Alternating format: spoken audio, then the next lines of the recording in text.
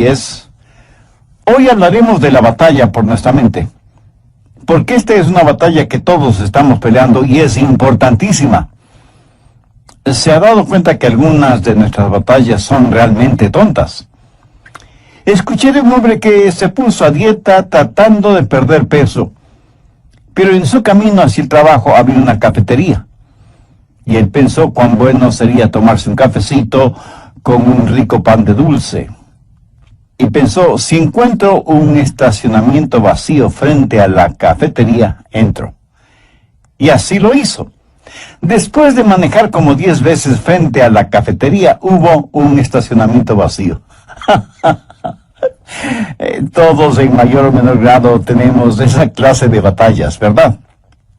Pero hay una batalla que es mucho más siniestra y mortal. Es la batalla por la mente. Esta batalla es entre Dios y Satanás, y el campo de batalla es nuestra mente, nuestra alma. Y todos quienes somos cristianos estamos en medio de esta batalla. Busque 2 Corintios 10, los versos del 3 al 5. Pues aunque estamos en la carne, no militamos según la carne. Porque las armas de nuestra milicia no son carnales, sino poderosos en Dios para la destrucción de fortalezas, derribando argumentos y toda altivez que se levanta contra el conocimiento de Dios, y llevando cautivo todo pensamiento a la obediencia a Cristo. Toda vez que esta batalla es real, este mensaje no solo que es de advertencia, sino también un llamado a las armas. Pero también deseo que sea de ánimo, porque cuando usted nace de nuevo, nace para ganar. Dios no le salva para que viva una vida derrotada. Pablo dijo, mas a Dios gracias, el cual nos lleva siempre en triunfo en Cristo Jesús. El plan de Dios para cada uno de sus hijos es de triunfo y de victoria en nuestras mentes. Quiero destacar 3 puntos en esta batalla por nuestra mente. Primero, las armas de nuestro enemigo. Veamos nuevamente el verso 4, porque las armas de nuestra milicia no son carnales, sino poderosas en Dios para la destrucción de fortalezas. Ahora, ¿quiénes son los participantes en esta guerra? ¿Quién ha declarado la guerra contra su mente, contra su alma? Nuestro enemigo no lo podemos ver física o carnalmente. Busque Efesios 6, 12. Porque no tenemos lucha contra carne y sangre, sino contra principados, contra potestades, contra los gobernadores de las tinieblas en las regiones celestes. El diablo se ha ubicado en lugares estratégicos para hacerle la guerra a usted, y cuenta con una multitud de demonios para ese propósito. Son invisibles y están dedicados a la destrucción de su vida mental, dirigidos y bajo la autoridad del príncipe de las tinieblas que es Satanás. ¿Cuál es el trofeo en esta guerra? ¿Cuál es el campo de batalla? Veamos el verso 5. Derribando argumentos y toda altivez que se levanta contra el conocimiento de Dios, y llevando cautivo todo pensamiento a la obediencia a Cristo. Ahí lo tiene. Argumentos, conocimientos, pensamientos, como elementos de esta guerra por la posesión de su mente. Satanás quiere conquistarla para poder controlarle a usted y luchar contra Dios. Hay una diferencia entre su mente y su cerebro. Los psicólogos del comportamiento no reconocen esa diferencia, pero la Biblia ve esa diferencia en forma muy clara. Su mente no es la que piensa, sino su cerebro. Y la relación entre mente y cerebro es la misma que existe entre un guitarrista y su guitarra. El guitarrista utiliza la guitarra para expresarse por medio de la música. Hay una diferencia entre mente y la materia gris de su cerebro. Mente y cerebro son 2 cosas separadas. Y tengo que reconocer, para efectos de la ilustración, que aunque todos tenemos guitarritas, algunos tienen mejores guitarras que otros. Quiero decir, tienen mejores cerebros que otros. Ahora escúcheme atentamente. Cuando usted se salva, tiene la mente de Cristo. No significa que su capacidad mental será extraordinaria, sino que tendrá la capacidad de pensar utilizando el cerebro que tiene. El diablo quiere su mente. Y el hecho de que usted tenga la mente de Cristo, el hecho de que usted haya sido salvado, no significa que la guerra se ha terminado para usted. Recuerde que Pablo está escribiendo a los hermanos en la iglesia de Corinto. Sin embargo, el apóstol tiene preocupación espiritual por ellos. Veamos 2 Corintios 11:3. Pero temo que como la serpiente con su astucia engañó a Eva, vuestros sentidos sean de alguna manera extraviados de la sincera fidelidad a Cristo. ¿Qué es lo que está diciendo el apóstol Pablo? Está diciendo que él siente temor de que, así como el diablo en forma sutil engañó a Eva, las mentes de ellos puedan ser corrompidas por Satanás y abandonen la sincera y pura devoción que deben tener a Cristo. El diablo pues quiere corromper su mente y tratará de evitar por todos los medios posibles el que usted tenga la mente de Cristo. Y Pablo está tratando a los hermanos en Corinto como si fueran sus hijos. Mire lo que dice en el verso 2 del capítulo 11, 2 Corintios. Porque os celo con celo de Dios, pues os he desposado con un solo esposo, para presentaros como una virgen pura a Cristo. Ahora, ¿qué significa esto de celo de Dios? Usted sabe, los celos pueden ser buenos o malos. Hay un celo que puede destruir, y hay un celo que protege a aquellos que amamos. Los esposos, por ejemplo, deben ser celosos de tener una devoción pura por su esposa, por sus hijos. Y lo mismo es con las esposas en su devoción hacia su esposo e hijos. El celo protector mutuo es necesario dentro del hogar. Un padre amoroso quiere llevar hasta el altar matrimonial a su hija y entregársela al novio como una virgen pura. El problema en la actualidad es que hay tantos padres que no entienden que su trabajo, su responsabilidad es criar hijas piadosas para entregarlas vírgenes en el altar matrimonial. Ese debe ser el propósito de un padre genuinamente cristiano. Pablo usa esa analogía para decir que los hermanos en Corinto eran sus hijos espirituales, eran la novia de Cristo, y que no quería que fueran engañados y corrompidos en sus mentes. Prácticamente les está diciendo, cuando les presenten las bodas del Cordero, quiero que sean como una virgen casta y pura para el Señor. Tristemente tengo que reconocer que no hay suficiente pureza en las iglesias en nuestros días. Tal parece que las novias han perdido la capacidad de sonrojarse frente a las cosas impuras.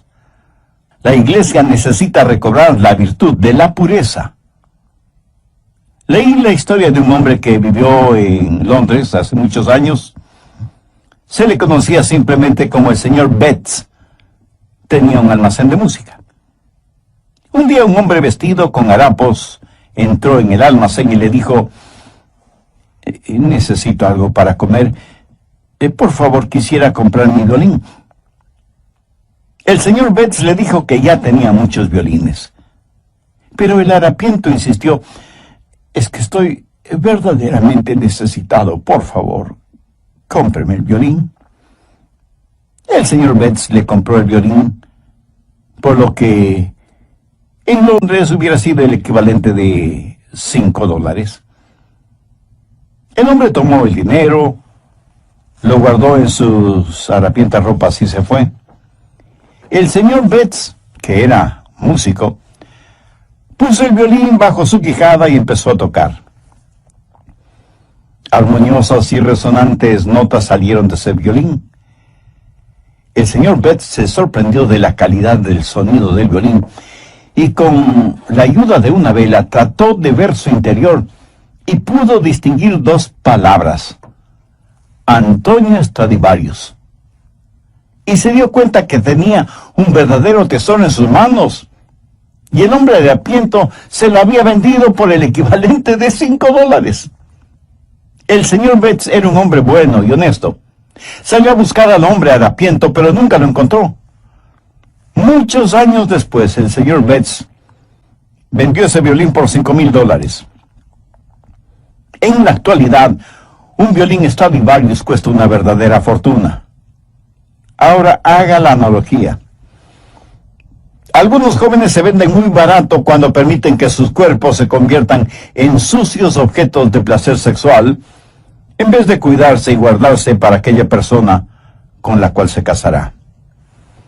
Pablo dice, como un padre quiere proteger a su hija para presentársela pura a Cristo, así quiero protegerles a ustedes que forman la iglesia para que tengan una mente pura y una sincera devoción por Cristo. Mi amigo, hay una batalla por su mente. El diablo quiere poseer su mente porque sabe que si puede tenerla, puede corromperla, puede alejarle del Señor Jesucristo. Vivimos en un mundo que tiene una mente totalmente corrompida. Y recuerde que, de acuerdo a Génesis 6, Dios destruyó a toda una civilización porque todo designio de los pensamientos del corazón de ellos era de continuo solamente el mal. Por favor, busque Romanos 8:6. Porque el ocuparse de la carne es muerte, pero el ocuparse del Espíritu es vida y paz. Y en Proverbios 23:7 leemos, porque cuál es su pensamiento en su corazón, tal es él. O sea, la Biblia claramente enseña que necesitamos guardar, proteger nuestra mente. De paso, quiero decir algo para aquellos que pudieran estar cautivos en eso de la meditación trascendental. Eso es muy, pero muy peligroso. ¿Sabe lo que la meditación trascendental hace? Abre su mente para los espíritus diabólicos. A los practicantes de esta forma de ocultismo se les dice que deben entrar en un estado de meditación a fin de hacer contacto con los espíritus. Mi amigo, eso es como irse por la noche a la cama después de abrir todas las ventanas y todas las puertas y esperar para ver qué o quién entra en su casa. Y usted dice, espero esta noche hacer contacto. Sí, a lo mejor hace contacto, pero con espíritus diabólicos. Su mente debe estar fija, firme en el Señor Jesucristo. El profeta Isaías dijo, tú guardarás en completa paz aquel cuyo pensamiento en ti persevera. El diablo quiere su mente para continuar con su guerra contra Dios. Y Dios quiere su mente porque es por medio de ella que Dios le habla, le alcanza. Busque Efesios 4, los versos 17 y 18. Recuerde que Pablo escribió esta carta a los hermanos creyentes y les dice, esto pues digo y requiero en el Señor, que ya no andéis como los otros gentiles, que andan en la vanidad de su mente, teniendo el entendimiento entenebrecido, ajenos a la vida de Dios, por la ignorancia que en ellos hay, por la dureza de su corazón. Cuando Dios se comunica con usted, lo hace a través de su mente. En la actualidad tenemos a personas que van a los servicios de adoración y ponen todo su énfasis en el emocionalismo. Permítame decir que Dios no se comunica por medio de sus emociones, porque las emociones son la parte más superficial de su naturaleza. La salvación es el trabajo profundo de Dios. La gente se emociona con el ritmo de la música, se les pone la piel de gallina y dicen que han tenido una experiencia con Dios, cuando la verdad es que solo han tenido un hipo emocional. Dios se comunica por medio de la mente, y no estoy hablando de un racionalismo o intelectualismo, hablo de que Dios se revela en su mente, y que Dios nos cambia, empezando con nuestra mente. En Efesios 4:23 Pablo dice, y renovaos en el espíritu de vuestra mente. Ahora, ¿cómo Dios le renueva a usted? En el espíritu de su mente. Usted puede cambiar su forma de vivir, cambiando su forma de pensar. Por eso en Romanos 12:12 el apóstol dice, no os conforméis a este siglo, sino transformaos por medio de la renovación ¿de qué? de vuestro entendimiento. Y aquí la palabra entendimiento significa mente. O sea que Pablo está diciendo que debemos ser transformados por medio de nuestra manera de pensar. Dios se comunica con usted por medio de su mente. Dios le cambia por medio de su mente. Y Dios le controla por medio de su mente. Recuerde lo que dice Romanos 8:6. Porque el ocuparse de la carne es muerte, pero el ocuparse del Espíritu es vida y paz. Dios nos controla cuando le permitimos que controle nuestra mente. Y eso es exactamente lo que quiere hacer Satanás, controlar nuestra mente para poder controlarnos a nosotros. Por lo tanto, la batalla por nuestra mente es real. Segundo, la debilidad de nuestra carne. Y es muy importante el entender esto. En nuestra propia carne, todos somos débiles. 2 Corintios 10:3 dice, pues aunque andamos en la carne, no militamos según la carne. En otras palabras, su carne, o sea, su estado natural, de ninguna manera tiene lo que se requiere para tener un proceso mental correcto. Y porque vivimos en la carne, todos tenemos problemas, desilusiones, enfermedades. Todos experimentamos las cosas mundanas de la vida. Y no piense que porque usted es ya salvo, va a vivir en un planeta diferente, inmune a las realidades de la vida y la tierra. Algunas personas se encierran en monasterios pensando que así vivirán vidas santas. Se cuenta de un hombre que decidió entrar en un monasterio cuya regla principal era el silencio. Podían decir solo 2 palabras al año. Al cumplir el primer año fue llamado por el superior del monasterio, quien le dijo, ya tienes 1 año aquí y puedes decir tus 2 palabras. Y el hombre simplemente dijo, cama dura. Después del segundo año, sus 2 palabras fueron, mala comida. Al tercer año, y frente a su superior, dijo, me voy. Y su superior le contestó, está muy bien que te vayas, porque en los 3 años que has estado aquí, lo único que has hecho es quejarte. Soy Andrés García Vigio. Escuchemos al doctor Adrian Rogers en la voz del pastor Lenín de Llanón en la parte final del mensaje La batalla por su mente. Mis amigos, nuestra batalla no es contra los partidos políticos, ni contra la oficina de impuestos, ni contra Hollywood, ni contra suegros, especialmente las suegras. La batalla de la mente es contra Satanás. Y usted nunca podrá ser más listo que el diablo. Él se burla de nuestros esquemas, ridiculiza nuestras organizaciones, y aunque muchas personas piensan que esta batalla puede ser ganada por medio de la educación, eso no es cierto. Ahora escúcheme, de ninguna manera yo estoy en contra de la educación.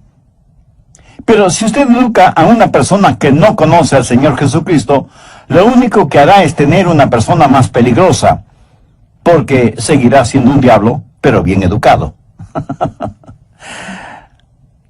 Antes de ser salvo, yo tuve un amigo que era alcohólico y asistió a varios programas para rehabilitarse, pero luego aceptó al Señor Jesucristo como su Salvador, y esto es lo que él me compartió. Yo asistí a esos programas sin conocer al Señor Jesucristo. Era un borracho consuetudinario, y de esos programas salí siendo todavía un borracho, pero ahora tenía educación. ¿Lo ve? La educación no es la respuesta. Pero tampoco la legislación es la respuesta para la mente. Las armas de nuestra guerra no son carnales. ¿Cree usted que las leyes pueden controlar la forma de pensar de los seres humanos? En la actualidad estamos tratando de tener leyes para controlar lo que pensamos. La ley castigará toda manifestación de odio, verbal o físico. Sin embargo, ninguna legislación puede obligarnos a amarnos unos a otros, o a odiarnos unos a otros. Las leyes solo pueden restringir la maldad, pero no pueden impulsar la bondad. Así que ni la educación, ni la legislación son la respuesta. El medio ambiente tampoco es la respuesta. Pablo dice que las armas de nuestra guerra no son carnales, y la educación, la legislación y el medio ambiente son métodos carnales. Esas son cosas que la gente puede hacer sin el Señor Jesucristo. ¿Cree que si usted tiene un mejor medio ambiente, eso cambiará su manera de pensar? Bueno, solo quiero que recuerde que Adán y Eva se metieron en problemas estando en el jardín del Edén. Y usted no puede pedir mejor medio ambiente que ese, ¿no le parece? Sin embargo, ellos fueron engañados porque Satanás manipuló sus mentes. En una institución mental estaban tratando de determinar si ciertos pacientes estaban listos para ser dados de alta. Los pusieron en un cuarto, abrieron las llaves del lavabo hasta que el agua se desbordó, les dieron unos trapeadores y les dijeron que debían limpiar el cuarto. Si ellos empezaban a usar los trapeadores sin cerrar las llaves del agua, no estaban listos para ser dados de alta. ¿Sabe que eso es lo que estamos haciendo en nuestra sociedad? Estamos tratando de limpiarla sin cerrar el flujo de agua. El problema está en nuestra mente, porque como pensamos, así somos. Y es de la mente, del corazón, que salen los actos de nuestra vida.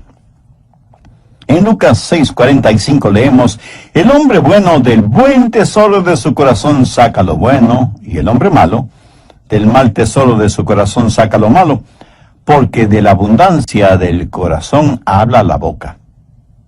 Tercero, las armas de nuestra batalla. Segunda de Corintios 10:4, porque las armas de nuestra milicia no son carnales, sino poderosas en Dios para destrucción de fortalezas. En los días de Pablo había una batalla. En un extremo estaba Pablo, y en el otro extremo el Imperio Romano.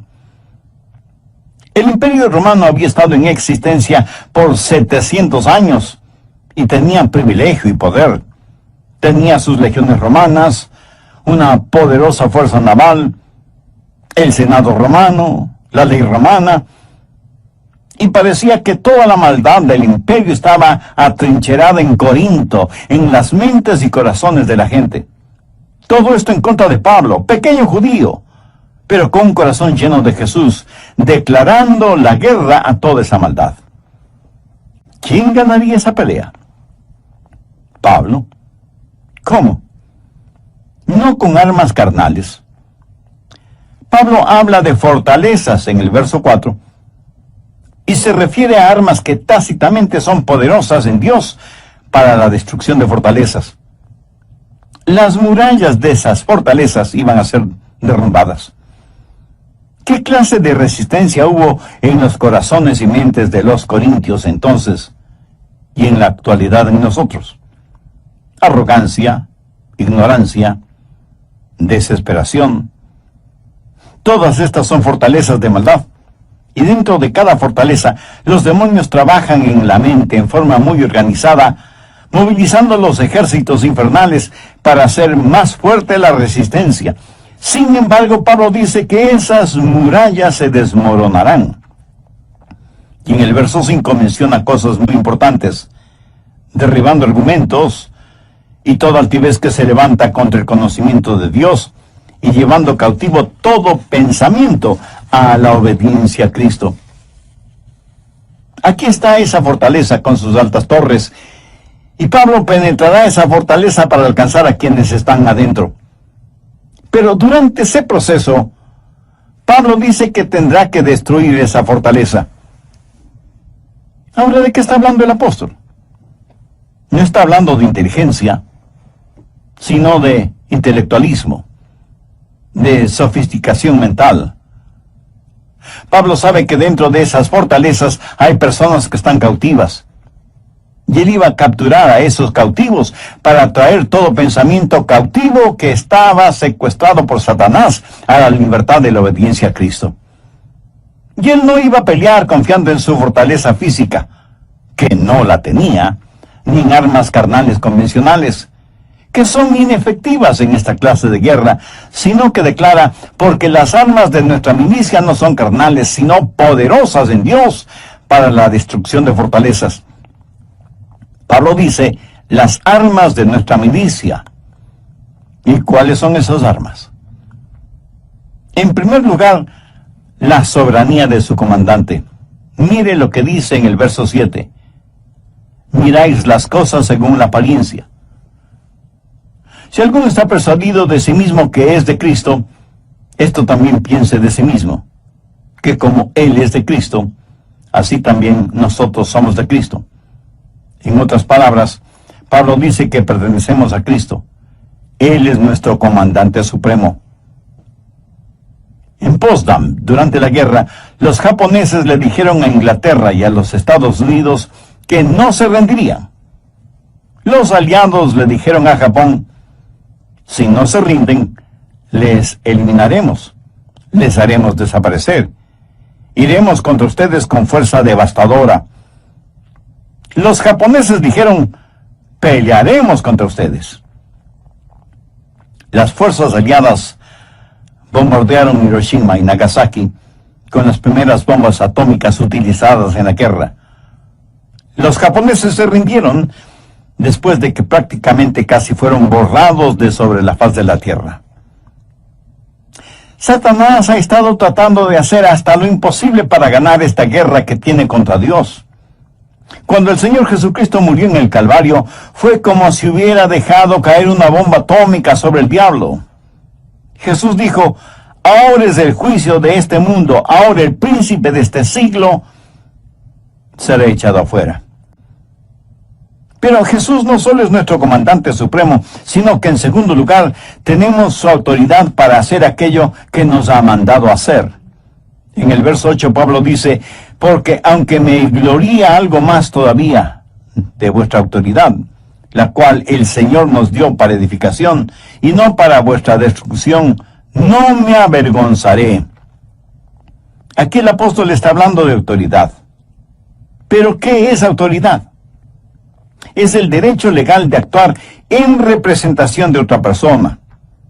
Jesús, quien ganó la guerra, nos ha dado ese poder legal. David con su pequeña onda y Dios se enfrentó al gigante Goliat y lo mató. Yo francamente preferiría tener una pequeña onda y la ayuda de Dios que la espada de Goliat sin Dios. Jesús nos da esa autoridad. Anote al margen Lucas 10, los versos 19 y 20, que registran las siguientes palabras del Señor Jesús. He aquí os doy potestad de hollar serpientes y escorpiones, y sobre toda fuerza del enemigo, y nada os dañará. Pero no os regocijéis de que los espíritus se os sujeten, sino regocijaos de que vuestros nombres están escritos en los cielos. Jesús dice que como hijos suyos tenemos poder, tenemos autoridad sobre todas las huestes diabólicas, pero que no debemos envanecernos ni regocijarnos por eso. No debemos ser orgullosos de tener esa autoridad, sino que nuestro gozo verdadero debe ser el saber que nuestros nombres están escritos en los cielos. Escúcheme, no es cuánto sabe usted sobre el diablo lo que le libera. Es su conocimiento del Señor Jesucristo lo que le dará la verdadera libertad. No hemos sido llamados a ser creyentes cazadores de fantasmas espirituales. La Biblia dice que debemos resistir al diablo, no que debemos cazarle. Así que no solo tenemos que entender, en primer lugar, que tenemos un soberano que es nuestro comandante, y en segundo lugar, que tenemos su autoridad para llevar a cabo sus órdenes, y en tercer lugar, que hay la certeza de nuestro valor, de nuestro coraje, de nuestra osadía espiritual. Veamos una vez.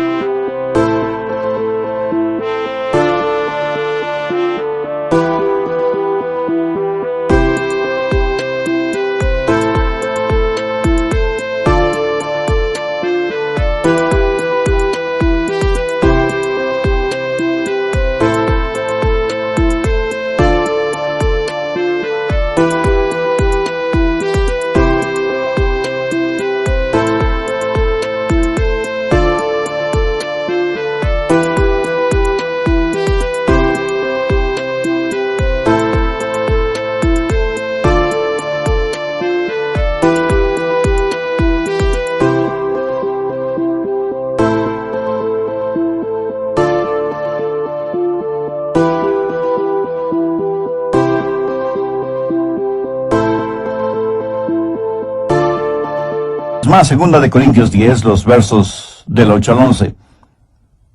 Porque aunque me gloríe algo más todavía de vuestra autoridad, la cual el Señor nos dio para edificación y no para vuestra destrucción, no me avergonzaré, para que no parezca como que os quiero amedrentar por cartas. Porque a la verdad, dicen, las cartas son duras y fuertes, mas la presencia corporal débil y la palabra menospreciable. Eso tenga en cuenta tal persona, que así como somos en la palabra por cartas, estando ausentes, lo seremos también en hecho, estando presentes. ¿Qué motivó a Pablo a escribir estas palabras? Bien, veamos brevemente el trasfondo del asunto. Algunas personas decían que Pablo siempre estaba escribiendo cartas duras y fuertes, pero que cuando él estaba presente tenía más bien un carácter débil. Decían, el león no es tan feroz como lo pintan. Y Pablo tiene que asegurarles que tanto como era fuerte y duro en sus cartas, lo mismo sería en forma personal, cuando estuviera entre ellos. Pero les dice algo más, que pertenecía a Cristo, y que Cristo había ya ganado las batallas por él, que Cristo mismo le había dado autoridad, y que debido a esas circunstancias tenía el valor y el poder para ganar esta batalla de la mente. Por favor, escúcheme con atención.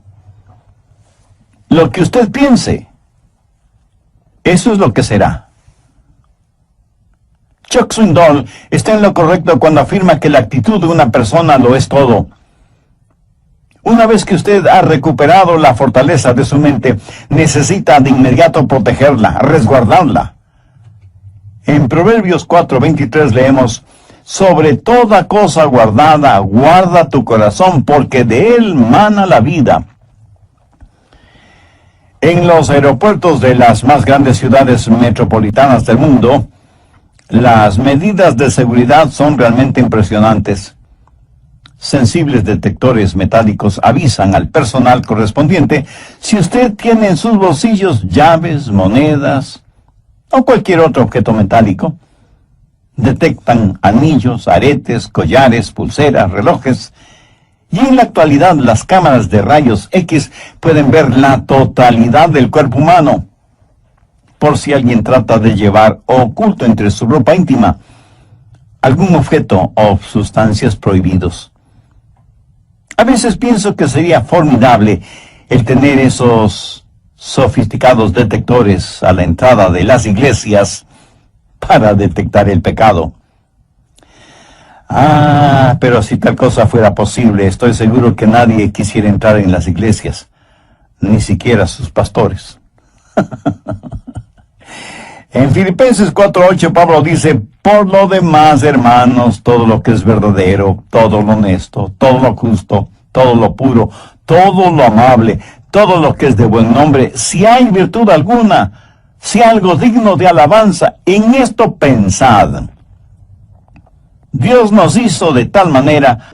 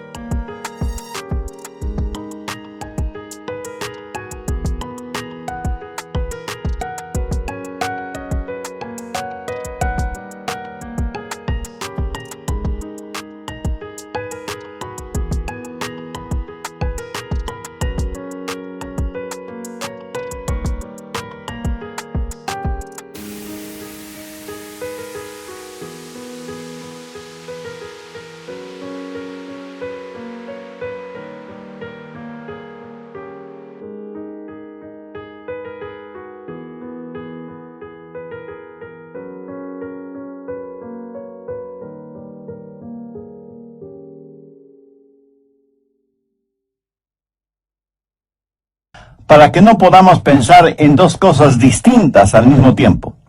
Permítame explicar de esto. Si usted está pensando en algo que es bueno y correcto, de ninguna manera puede pensar al mismo tiempo en algo malo e incorrecto. Y usted no tiene que ser inteligentísimo para ver la lógica de esta declaración. Y aunque ya lo he mencionado varias veces, usted es lo que piensa. Proverbios 23:7 dice, porque cuál es su pensamiento en su corazón, tal es él. Proteja su mente. Tenga al Señor Jesús como el punto central de su mente. No permita que el diablo le robe la devoción de su corazón puro hacia el Señor Jesucristo. Viva permanentemente enamorado de Jesús y jamás se avergüence de confesar su amor por Él. ¿Se avergüenza usted de confesar su amor, de declarar su amor por la persona que verdaderamente ama? Estoy seguro que no. Cuando sus pensamientos, su corazón están enfocados, centralizados en el Señor Jesucristo, ya no habrá espacio para pensamientos sucios, lujuriosos, malvados, orgullosos, pervertidos, que constantemente nos bombardean. Y si alguien me pregunta, Pastor Rogers, ¿cómo empiezo todo ese proceso? Bueno, gracias por su honesta pregunta. Debo empezar diciéndole lo siguiente. Comience entregando su corazón a Jesucristo. Pablo en 2 de Corintios 4:4 dice, en los cuales el Dios de este siglo cegó el entendimiento de los incrédulos, para que no les